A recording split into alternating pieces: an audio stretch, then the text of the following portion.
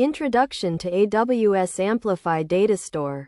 AWS Amplify DataStore is a fully managed data storage service that enables developers to build scalable and secure applications with ease. It provides a simple and intuitive API to interact with data in the cloud. In this guide, we will walk through the step-by-step process of setting up and using AWS Amplify DataStore. Step 1. Setting up AWS Amplify DataStore. To get started with AWS Amplify DataStore, first install the Amplify CLI and initialize a new Amplify project. Then install the DataStore library and run the Amplify init command to set up your project. Step 2. Defining your data model. Next, define your data model using GraphQL schema definition language. This will determine the structure of your data in the data store. For example, if you are building a Todo list app, your schema might include a Todo item with fields for id, name, and completed. Step 3. Initializing DataStore. After defining your data model, initialize the DataStore in your application.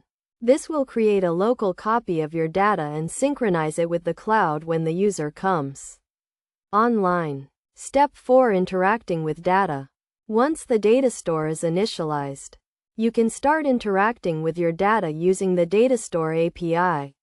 This includes creating, reading, updating, and deleting data. For example, to create a new Todo item, use the DataStore save method and pass in the Todo item.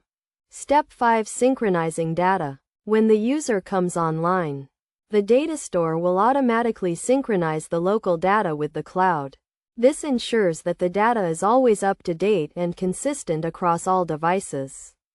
Best practices. When using AWS Amplify DataStore, make sure to handle errors and exceptions properly. Also use authentication and authorization to control access to your data. Additionally, use the DataStore API to interact with your data, rather than directly accessing the underlying data storage. Conclusion. In conclusion, AWS Amplify DataStore is a powerful tool for building scalable and secure applications.